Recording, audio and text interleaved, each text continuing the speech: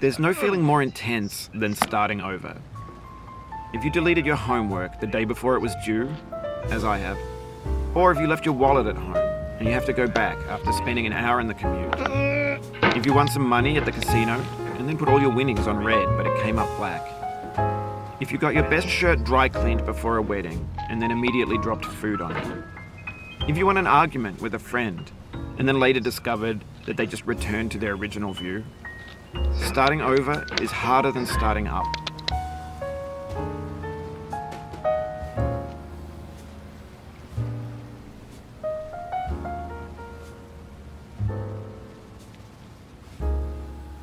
If you're not ready for that, like if you've already had a bad day, then what you're about to go through might be too much.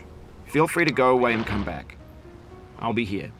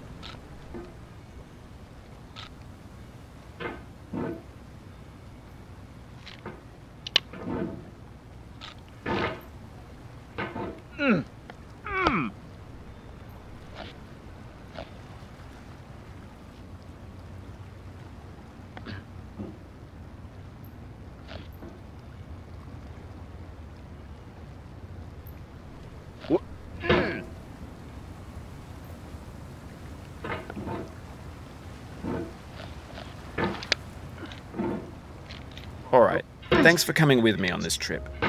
I'll understand if you have to take a break at any point. Just find a safe place to stop and quit the game. And don't worry, I'll save your progress, always, even your mistakes.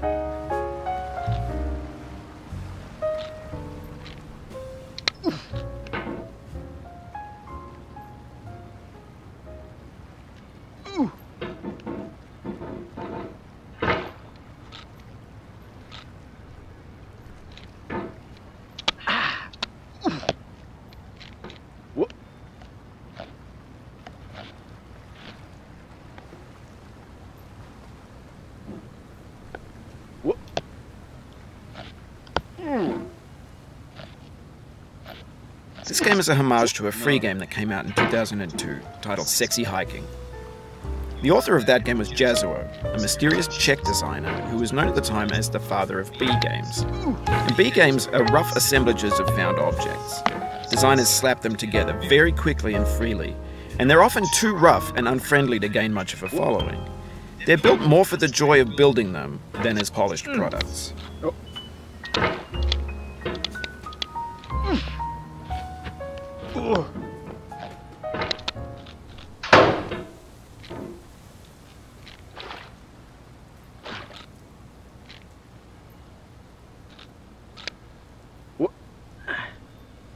In a certain way, Sexy Hiking is the perfect embodiment of a B game. It's built almost entirely out of found and recycled parts, and it's one of the most unusual and unfriendly games of its time. In it, your task is simply to drag yourself up a mountain with a hammer. And that act of climbing, in the digital world or in real life, has certain essential properties that give the game its flavor. No amount of forward progress is guaranteed. Some cliffs are too sheer or too slippery, and the player is constantly, unremittingly in danger of falling and losing everything. Anyway, when you start Sexy Hiking, you're standing next to this dead tree that blocks the way to the entire rest of the game. It might take you an hour to get over that tree, and a lot of people never got past it. You prod and you poke at it, exploring the limits of your reach and your strength, trying to find a way up and over. And there's a sense of truth in that lack of compromise. Most obstacles in video game worlds are fake. You can be completely confident in your ability to get through them once you have the correct method or the correct equipment or just by spending enough time. In that sense, every pixelated obstacle in Sexy Hiking is real.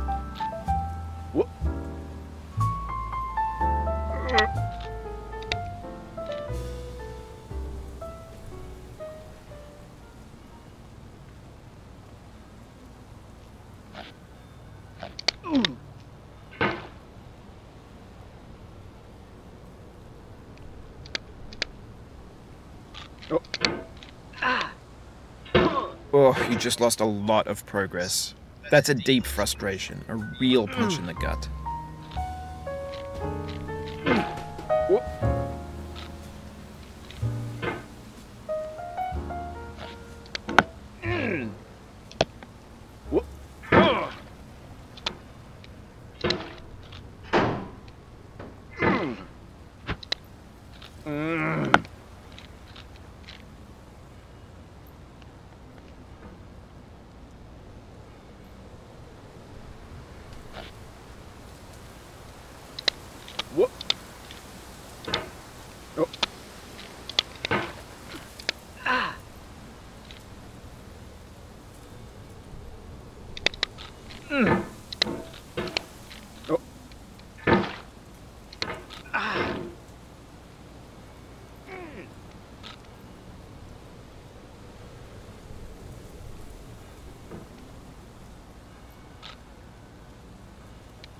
The obstacles in Sexy Hiking are unyielding, and that makes the game uniquely frustrating.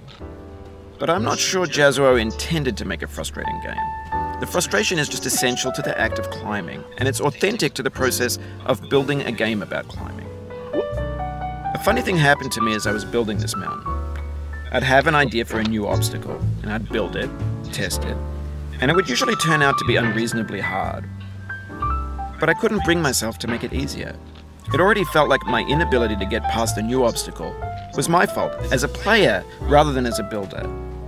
Imaginary mountains build themselves from our efforts to climb them, and it's our repeated attempts to reach the summit that turns those mountains into something real. When you're building a video game world, you're building with ideas, and that can be like working with quickset cement.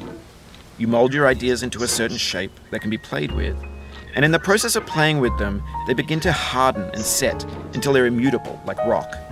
And at that point, you can't change the world, not without breaking it into pieces and starting fresh with new ideas.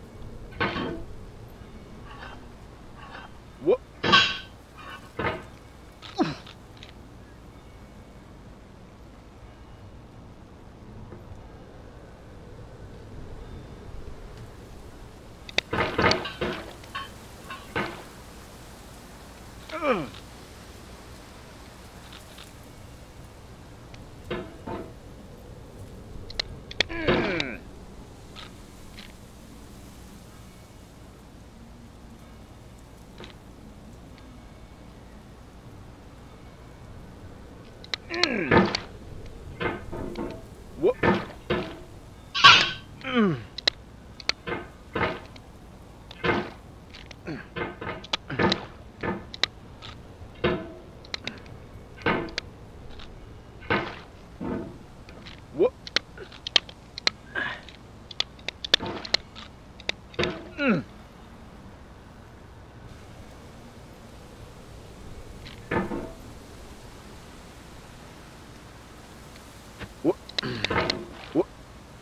Oof, sorry about that.